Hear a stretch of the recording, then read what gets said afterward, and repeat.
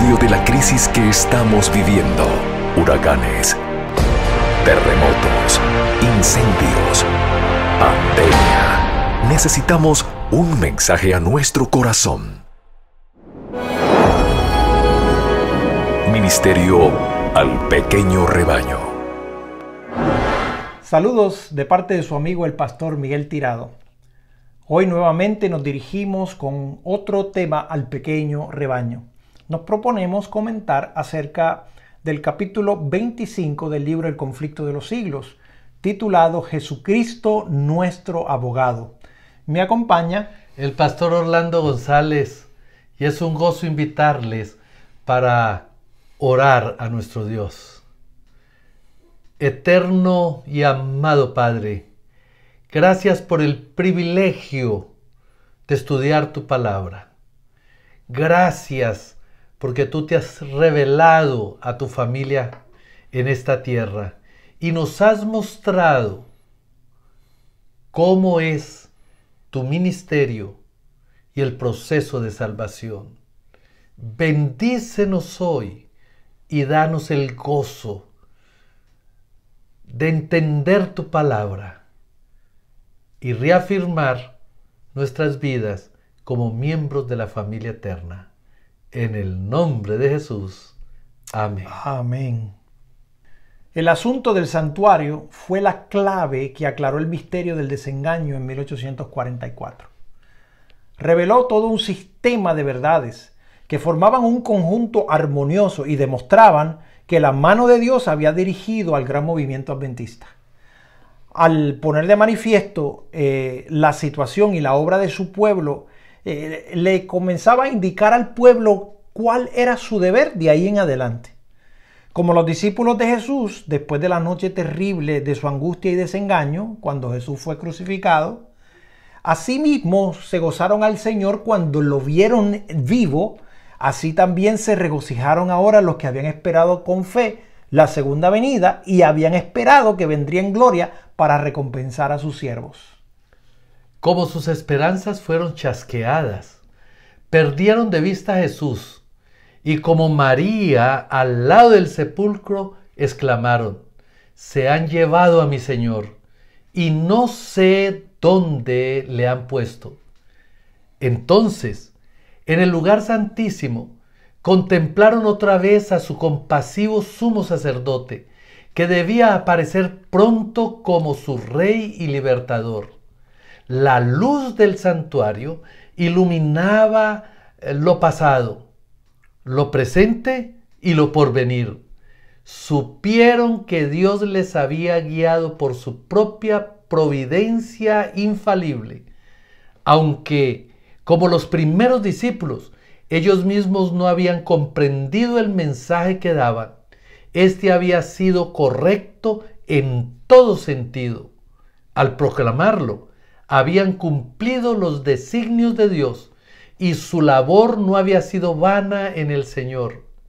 Reengendrados en esperanza viva, se regocijaron con gozo inefable y glorificado. Tanto la profecía de Daniel 8:14, hasta 2300 tardes y mañanas, entonces será purificado el santuario, como el mensaje del primer ángel, teme a Dios y dadle gloria porque la ha llegado la hora de su juicio, señalaban el ministerio de Cristo en el lugar santísimo, al juicio investigador y no a la venida de Cristo para la redención de su pueblo y la destrucción de los impíos. El error no estaba en el cómputo de los periodos proféticos, sino en el acontecimiento que debía verificarse al fin de los 2300 días. Debido a este error, los creyentes habían sufrido un desengaño. Sin embargo, se había realizado todo lo predicho por la profecía y todo lo que alguna garantía bíblica permitía esperar. En el momento mismo en que estaban lamentando la defraudación de sus esperanzas, se había realizado el acontecimiento que estaba predicho por el mensaje y que debía cumplirse antes de que el Señor pudiese aparecer para recompensar a sus siervos. Cristo había venido no a la tierra como ellos lo esperaban, sino como estaba simbolizado en el símbolo, el lugar santísimo del templo de Dios en el cielo. El profeta Daniel lo representa como viniendo en ese tiempo al anciano de días. Estaba mirando en visión en la noche, y aquí que sobre las nubes del cielo venía uno parecido a un hijo del hombre, y vino no a la tierra, sino al anciano de días, y le trajeron delante de él. Daniel capítulo 7, versículo 13. Esta venida está predicha también por el profeta Malaquías. En el Malaquías capítulo 3, versículo 1. Repentinamente vendrá a su templo el Señor a quien buscáis, es decir, al ángel del pacto, en quien os deleitéis. He aquí que vendrá, dice Jehová de los ejércitos.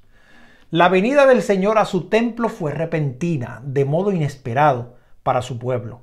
Este no le esperaba allí, esperaba que vendría a la tierra en una llama de fuego para dar el pago a los que no conocieron a Dios ni obedecen el Evangelio.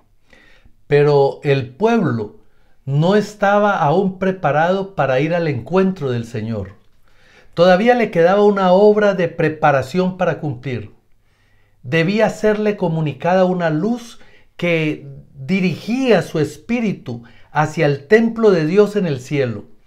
Y mientras siguiera allí por fe a su sumo sacerdote en el desempeño de su ministerio, se le revelarían nuevos deberes. Había de darse a la iglesia otro mensaje de aviso e instrucción. El profeta dice: ¿pero quién es capaz de soportar el día de su advenimiento? ¿Y quién podrá estar en pie cuando él apareciese? Porque será como el fuego del acrisolador y como el jabón de los bataneros, pues que se sentará como acrisolador y purificador de la plata, y purificará a los hijos de Leví y los afinará como el oro y la plata, para que presenten a Jehová ofrenda en justicia. Los que vivan en la tierra, cuando cese la intercesión de Cristo en el santuario celestial, deberán estar en pie en la presencia del Dios Santo sin intercesor. Sus vestiduras deberán estar sin mácula, sus caracteres purificados de todo pecado por la sangre de la aspersión, por la gracia de Dios, y sus propios y diligentes esfuerzos deberán ser vencedores en la lucha con el mal. Mientras que prosigue el juicio investigador en el cielo, mientras que los pecados de los creyentes arrepentidos son quitados del santuario, debe llevarse a cabo una obra especial de purificación, de liberación de pecado entre el pueblo de Dios en la tierra. Esta obra está presentada con mayor claridad en los mensajes del capítulo 14 del Apocalipsis. Cuando esta obra haya quedado consumada, los discípulos de Cristo estarán listos para su venida. Malaquías capítulo 3, el versículo 4 nos dice: entonces la ofrenda de Judá y de Jerusalén será grata a Jehová, como en los días de la antigüedad y como en los años de remotos tiempos. Efesios capítulo 5, el versículo 27 manifiesta que entonces la iglesia que nuestro Señor recibirá para sí será una iglesia gloriosa, no teniendo mancha, ni arruga, ni otra cosa semejante. Y entonces aparecerá como el alba, hermosa como la luna, esclarecida como el sol, imponente como el ejército, con banderas tremolantes. Cantares capítulo 6, versículo 10. Además de la venida del Señor a su templo, Malaquías predice también su segundo advenimiento, su venida para la ejecución del juicio en estas palabras: y yo me acercaré a vosotros para juicio, y seré veloz testigo contra los hechiceros, contra los adúlteros, y contra los que juran en falso, y contra los que defraudan al jornalero de su salario, y oprimen a la viuda y al huérfano, y apartan al extranjero de su derecho, y no me temen a mí, dice Jehová de los ejércitos. Malaquías capítulo 3, versículo 5. San Judas se refiere a la misma escena cuando dice: he aquí que viene el Señor con las huestes innumerables de sus santos ángeles, para ejecutar juicios sobre todos y para convencer a todos los impíos de todas las obras impías que han obrado impíamente. Judas, verso 14 y 15. Esta venida y la del Señor a su templo son acontecimientos distintos que han de realizarse por separado. La venida de Cristo como nuestro sumo sacerdote al lugar santísimo para la purificación del santuario, de la que se habla en Daniel capítulo 8, versículo 14. La venida del Hijo del Hombre al lugar donde está el anciano de días, tal como está presentada en Daniel 7:13, y la venida del Señor a su templo, predicha por Malaquías, son descripciones del mismo acontecimiento, representando también por la venida del esposo a las bodas, descrita en la parábola de las 10 vírgenes, según Mateo capítulo 25.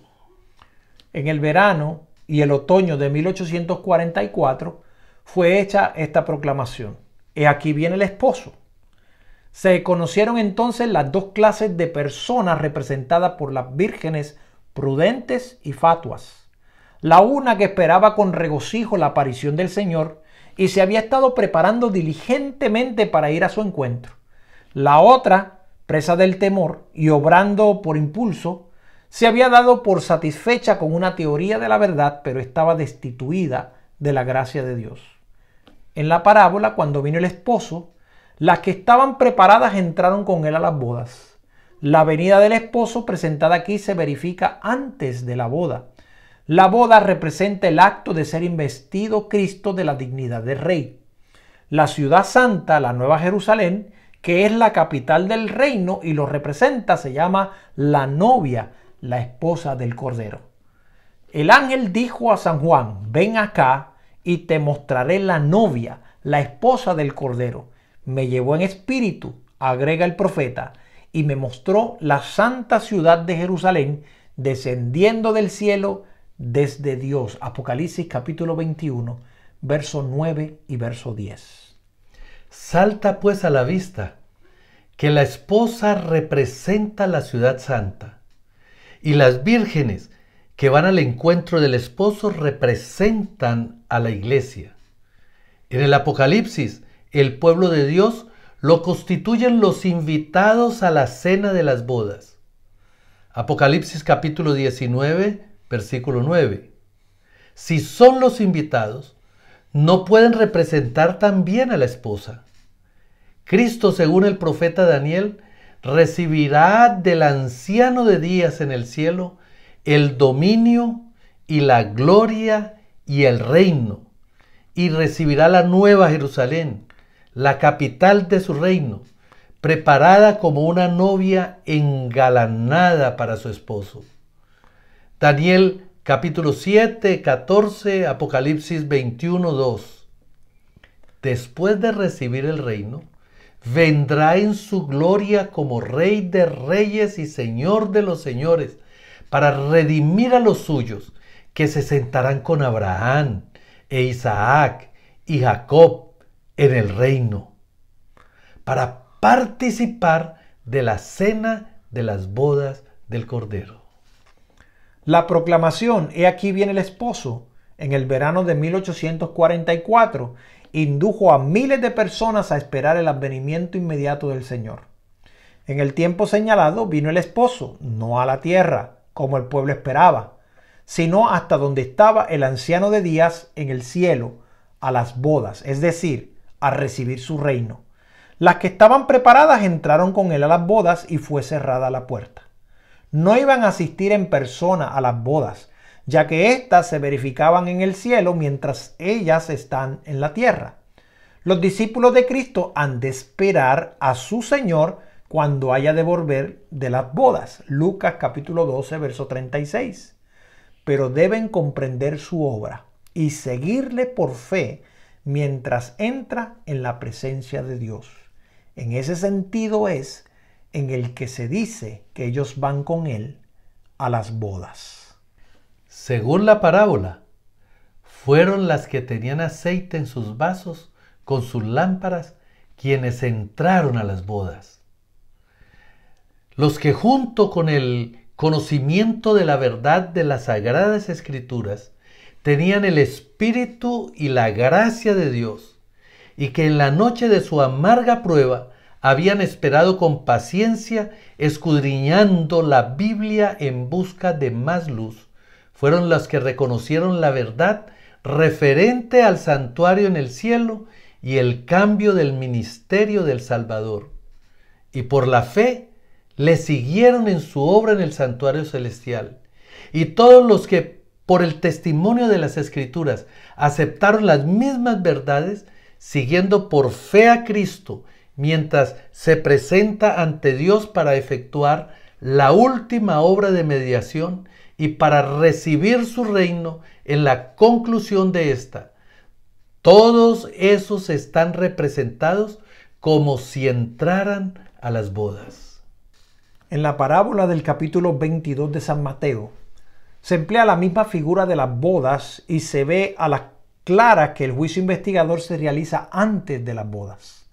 Antes de verificarse estas, entra el rey para ver a los huéspedes y cerciorarse de que todos llevan las vestiduras de boda, el manto inmaculado del carácter, lavado y emblanquecido en la sangre del Cordero. Al que se le encuentra sin traje conveniente, se le expulsa, pero todos los que al ser examinados resultan tener las vestiduras de bodas, son aceptados por Dios y juzgados dignos de participar en su reino y de sentarse en su trono. Esta tarea de examinar los caracteres y de determinar los que están preparados para el reino de Dios es la del juicio investigador, la obra final que se lleva a cabo en el santuario celestial. Cuando haya terminado este examen, cuando se haya fallado respecto a los que en todos los siglos han profesado ser discípulos de Cristo, entonces, y no antes, habrá terminado el tiempo de gracia, y será cerrada la puerta de la misericordia. Así que las palabras, las que estaban preparadas, entraron con él a las bodas, y fue cerrada la puerta, nos conducen a través del ministerio final del Salvador hasta el momento en que quedara terminada la gran obra de la salvación de los hombres. En el servicio del santuario terrenal, que como ya lo vimos, es una figura del servicio que se efectúa en el santuario celestial, cuando el sumo sacerdote entraba el día de la expiación en el lugar santísimo, terminaba el servicio del primer departamento. Y Dios mandó: no ha de haber hombre alguno en el tabernáculo de reunión cuando él entrare para hacer expiación dentro del santuario hasta que salga. Levítico capítulo 16, versículo 17. Así que cuando Cristo entró en el lugar santísimo para consumar la obra final de la expiación, cesó su ministerio en el primer departamento. Pero cuando terminó el servicio que se realizaba en el primer departamento, se inició el ministerio en el segundo departamento. Y cuando el servicio típico, el sumo sacerdote salía del lugar santo el día de la expiación, se presentaba ante Dios para ofrecer la sangre de la víctima ofrecida por el pecado de todos los israelitas que se arrepentían verdaderamente. Así también Cristo solo había terminado una parte de su obra como intercesor nuestro para empezar otra, y sigue aún ofreciendo su sangre ante el Padre en favor de los pecadores. Este asunto no lo entendieron los adventistas en 1844. Después que transcurriera la fecha en que se esperaba al Salvador, siguieron creyendo que su venida estaba cercana. Sostenían que había llegado a una crisis importante y que había cesado la obra de Cristo como intercesor del hombre ante Dios. Les parecía que la Biblia enseñaba que el tiempo de gracia concedido al hombre terminaría poco antes de la venida misma del Señor en las nubes del cielo. Eso parecía desprenderse de los pasajes bíblicos que indican un tiempo en que los hombres buscarán, golpearán y llamarán a la puerta de misericordia, sin que ésta se abre. Y se preguntaban si la fecha en que había estado esperando la venida de Cristo nos señalaba más bien el comienzo de un periodo que debía preceder inmediatamente a su venida. Habiendo proclamado la proximidad del juicio, consideraban que había terminado su labor para el mundo y no sentían más la obligación de trabajar por la salvación de los pecadores. En tanto que las mofas atrevidas y blasfemas de los impíos les parecían una evidencia adicional de que el Espíritu de Dios se había retirado de los que rechazaron su misericordia.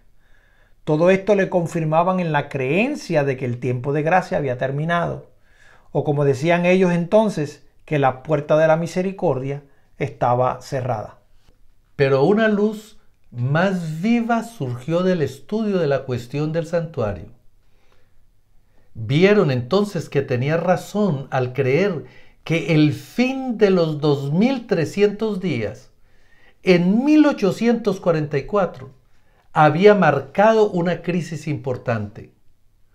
Pero si bien era cierto que se había cerrado la puerta de esperanza y de gracia, por la cual los hombres habían encontrado durante 1800 años acceso a Dios, otra puerta se les abría, y el perdón de los pecados era ofrecido a los hombres por la intercesión de Cristo en el lugar santísimo.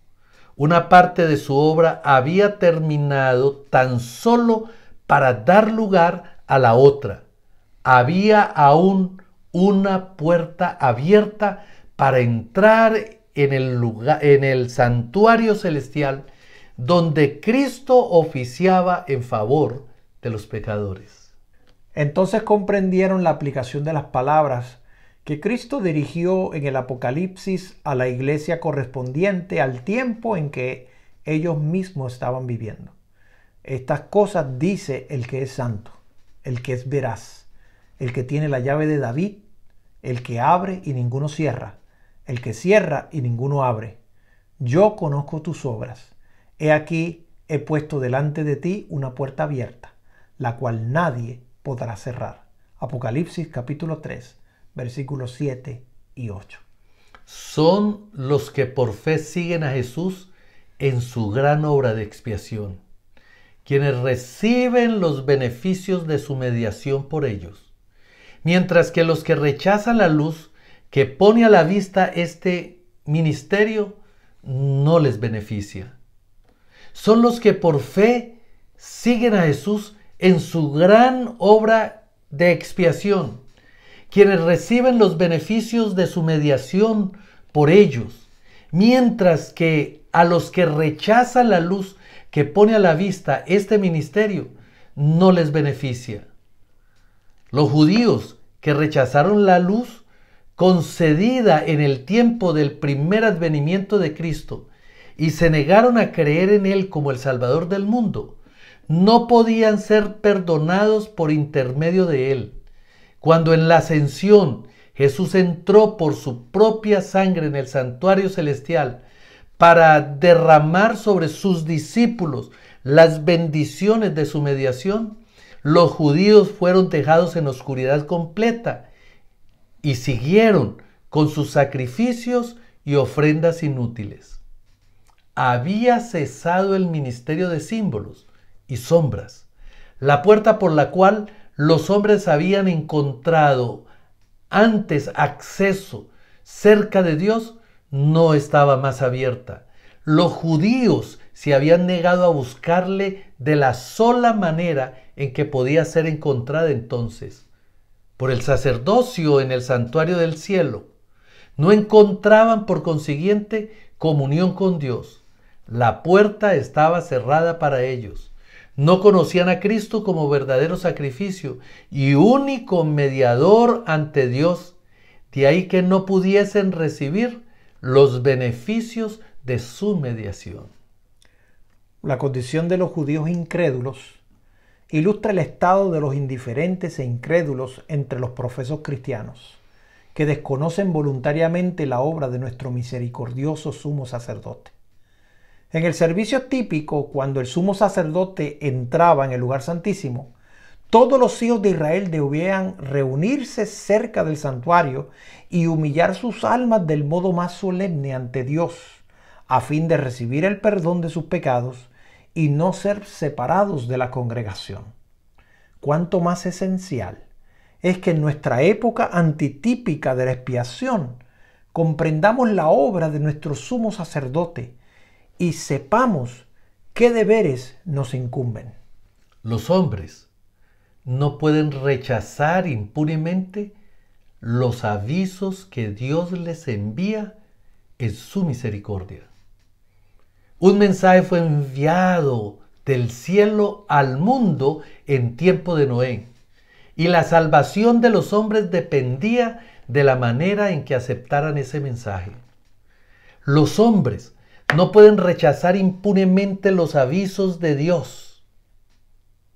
Sí. Pero el hecho de que ella había rechazado la amonestación, el Espíritu de Dios se retiró de la raza pecadora que pereció en las aguas del diluvio. En tiempos de Abraham, la misericordia dejó de alegar con los culpables vecinos de Sodoma, y todo, excepto Lot, con su mujer y sus hijas, fueron consumidos por el fuego que descendió del cielo. Otro tanto sucedió en los días de Cristo. El Hijo de Dios declaró a los judíos incrédulos de aquella generación: He aquí vuestra casa os es dejada desierta. Mateo capítulo 23, versículo 38. Considerando los últimos días, él mismo, el poder infinito declara con respecto de los que no recibieron el amor de la verdad para ser salvos. Por lo tanto les envía a Dios operación de error, para que crean la mentira, para que sean condenados todos los que no creyeron a la verdad, antes consintieron en la iniquidad. Segunda de Tesalonicenses capítulo 2, versos 10 al 12. A medida que se rechazan las enseñanzas de su palabra, Dios retira su espíritu y deja a los hombres en brazos del engaño que tanto les gusta. Pero Cristo intercede aún por el hombre y se otorgará luz a los que le buscan.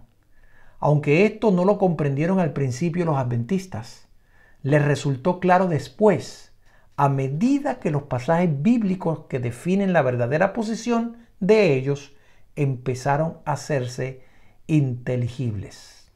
Cuando pasó la fecha fijada de 1844, hubo un tiempo de gran prueba para los que conservaban aún la fe adventista. Su único alivio en lo concerniente a determinar su verdadera situación fue la luz que dirigió su espíritu hacia el santuario celestial. Algunos dejaron de creer en la manera en que había calculado antes los periodos proféticos y atribuyeron a factores humanos o satánicos la poderosa influencia del Espíritu Santo que había acompañado el movimiento adventista. Otros creyeron firmemente que el Señor los había conducido en su vida pasada, y mientras esperaban, velaban y oraban para conocer la voluntad de Dios, llegaron a comprender que su gran sumo sacerdote había empezado a desempeñar otro ministerio, y siguiéndole con la fe, fueron inducidos a ver además la obra final de la iglesia. Obtuvieron un conocimiento más claro de los mensajes de los primeros ángeles y quedaron preparados para recibir y dar al mundo la solemne amonestación del mensaje del tercer ángel que está predicha en el libro de Apocalipsis, el capítulo 14. Amigo que me escuchas, Puede ser que hayas tenido desilusiones al estudiar la Escritura, pero si nos aferramos a la fe y tenemos confianza en que el Señor Dios Todopoderoso está presto para salvarnos, el mismo Dios nos va a mostrar mayor luz y nos va a guiar por el camino de las sendas de justicia, por lo cual no debemos temer, sino que debemos aferrarnos a su palabra. Y luego de haber investigado la Escritura y ver que la interpretación de la Escritura es clara, es precisa, podemos confiar en nuestro gran sumo sacerdote que intercede por nosotros en el santuario celestial. Y ese sumo sacerdote pronto terminará su obra sacerdotal y recibirá el reino y vendrá entonces a buscarnos para celebrar con él las bodas del Cordero. Amén. Te invito a escudriñar las Escrituras, a hacer de ellas tu primer trabajo y aferrarnos en nuestro gran sumo sacerdote, que es nuestro amigo y nuestro intercesor. Te invito a orar. Amén. Amoroso Padre, Señor, un solemne mensaje que surgió después de un fracaso, de un chasco, de una mala interpretación de lo que era el santuario. Pero en tu palabra, al ver claramente que el santuario a que él se refería era un santuario celestial donde tu ministerio iba a ser mayor, iba a ser diferente. Y al ver cómo tú intercedes por nosotros, no tenemos otra palabra que maravillarnos de tu grande amor y misericordia. Y poder, Señor, reconocer ese amor y corresponderte a ese amor. Y poder decirle al mundo entero cuánto tú nos amas. Y que pronto estarás presto para venir a buscarnos. Para celebrar esas bodas del Cordero. No permitas que nuestra lámpara se apague. Permítenos tener suficiente aceite para encontrarnos contigo. En el nombre de Jesús. Amén. Amén. Esto ha sido un mensaje al pequeño rebaño. Bendiciones.